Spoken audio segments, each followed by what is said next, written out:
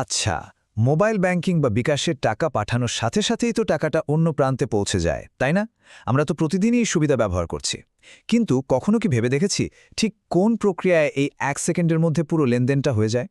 এর পেছনের প্রযুক্তিটা কিন্তু আসলেই দারুণ ইন্টারেস্টিং। তো প্রশ্নটা হলো 1 সেকেন্ডের মধ্যে টাকা পৌঁছে যায় কিভাবে? টাকাটা আসলে কোন পথে যায়? চলুন আজ এই ডিজিটাল ধাঁধার সমাধানটা খুঁজে বের করা যাক। অনেকেই কিন্তু মজা করে ভাবেন এটা একদম ম্যাজিকের মতো একটা ব্যাপার। টাকাটা কি হাওয়ায় ভেসে এক ফোন থেকে আরেক ফোনে চলে যায় নাকি? ধারণাটা মজার হলেও এর পেছনের আসল প্রযুক্তিটা কিন্তু আরও বেশি আকর্ষণীয়। না, এটা আসলে কোনো ম্যাজিক না, আর টাকাও কিন্তু বাতাসে উড়ে যায় না। এর পেছনে কাজ করে একটা খুবই শক্তিশালী ডিজিটাল পেমেন্ট সিস্টেম, যেটা কম্পিউটার সায়েন্স আর আধুনিক ব্যাংকিং প্রযুক্তির এক দারুণ মেলবন্ধন। চলুন এই পুরো ব্যাপারটা একদম সহজ করে বুঝে নিই। এই যে এত দ্রুত লেনদেনটা হয়, এর পেছনে কিন্তু একটা গোপন রহস্য আছে। টাকাটা প্রেরক থেকে সরাসরি প্রাপকের কাছে যায় না, বরং এর মাঝখানে একটা অত্যন্ত গুরুত্বপূর্ণ ধাপ পার হতে হয়। চলুন সেই মাঝখানের অংশটা সম্পর্কেই জানা যাক, যেটা এই পুরো প্রক্রিয়াটাকে সম্ভব করে তোলে। মানে টাকাটা সরাসরি আমার ফোন থেকে অন্য আরেকজনের ফোনে যায় না? হ্যাঁ, ঠিকই শুনেছেন। এইটাই আমাদের সবচেয়ে বড় ভুল ধারণাগুলোর একটা। এই প্রক্রিয়ার মাঝখানে আরও একটি গুরুত্বপূর্ণ ধাপ আছে। দেখুন, যখন মোবাইল ব্যাংকিংয়ে টাকা পাঠানো হয়, তখন আসলে ৩টা পক্ষ একসাথে কাজ করে। ১, যিনি টাকা পাঠাচ্ছেন; ২, ব্যাংকের সার্ভার; আর ৩, যিনি টাকাটা পাচ্ছেন। এদের মধ্যে মাঝখানে থাকা এই ব্যাংক সার্ভারই কিন্তু এই খেলার আসল নায়ক। এখন প্রশ্ন হলো, এই ব্যাংক সার্ভার জিনিসটা কি? এটা হলো একটা অত্যন্ত শক্তিশালী কেন্দ্রীয় কম্পিউটার। এটাই সমস্ত লেনদেন খুব নিরাপদে কন্ট্রোল এবং ম্যানেজ করে। একে আমরা পুরো প্রক্রিয়ার মস্তিষ্কও বলতে পারি। তাহলে চলুন এবার একটু ভেতরের ঘটনাটা দেখি। আপনি যখন টাকা পাঠানোর বাটনে চাপ দেন, ঠিক সেই 1 সেকেন্ডের মধ্যে আসলে কি ঘটে? পুরো ঘটনাটাকে আমরা 3টা সহজ ডিজিটাল ধাপে ভাগ করে দেখব। দেখুন, পুরো প্রক্রিয়াটা আসলে এই 3টা মূল কাজের মাধ্যমেই হয়ে যায়।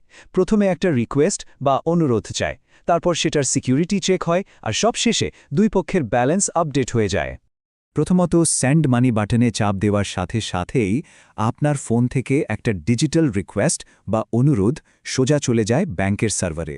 মানে আপনার ফোনটি ব্যাংকে জানাচ্ছে যে আপনি একটা লেনদেন করতে চান। আপনার রিকোয়েস্টটা পাওয়ার পরেই সার্ভার খুব জরুরি একটা কাজ করে, আর সেটা হলো সিকিউরিটি চেক বা নিরাপত্তা যাচাই। আপনার লেনদেন আর টাকা পয়সা নিরাপদ রাখার জন্য এই ধাপটা কিন্তু খুবই গুরুত্বপূর্ণ।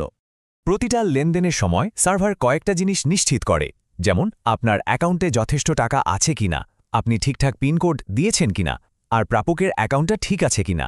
আর এই কারণে মোবাইল ব্যাংকিং এত বেশি নিরাপদ। যখনই এসব তথ্য মিলে যায়, ব্যাস, সার্ভার তখন ডেটা বা তথ্যের মাধ্যমে টাকাটা এক অ্যাকাউন্ট থেকে আরেক অ্যাকাউন্টে পাঠিয়ে দেয়। আর সাথে সাথেই প্রেরক এবং প্রাপক দুজনের অ্যাকাউন্টের ব্যালেন্স আপডেট হয়ে যায়। আর ঠিক এই কারণেই আমরা মুহূর্তের মধ্যে টাকা পাওয়ার মেসেজটা দেখতে পাই।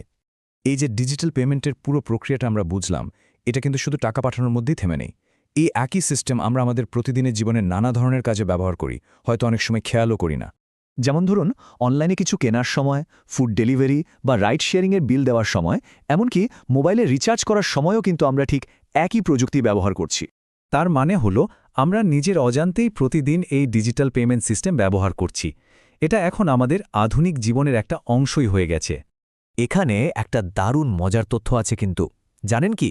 সারা পৃথিবীতে প্রতিদিন কতগুলো ডিজিটাল লেনদেন হয়? Billion billion. সংখ্যাটা আসলেই অবাক করার মতো, তাই না?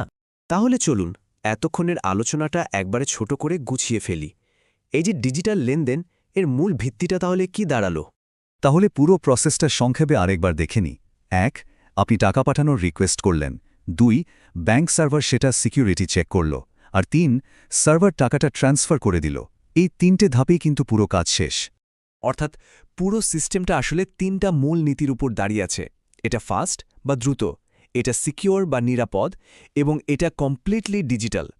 এই 3টা শব্দই এর সবচেয়ে ভালো পরিচয়। তো সব শেষে আমাদের সেই প্রথম প্রশ্নটাতে আবার ফিরে আসা যাক। এই যে এত দ্রুত টাকার লেনদেন, এটা কি আসলেই কোনো জাদু? না, একদমই ম্যাজিক না। এটা কম্পিউটার সায়েন্স। আসলে জটিল প্রযুক্তিকে যখন খুব সহজ আর সুন্দর করে আমাদের সামনে আনা হয়, তখন সেটাকে প্রায়ই জাদু বলে মনে হতে পারে, কিন্তু এর পেছনে রয়েছে নিখুঁত বিজ্ঞান আর প্রকৌশল।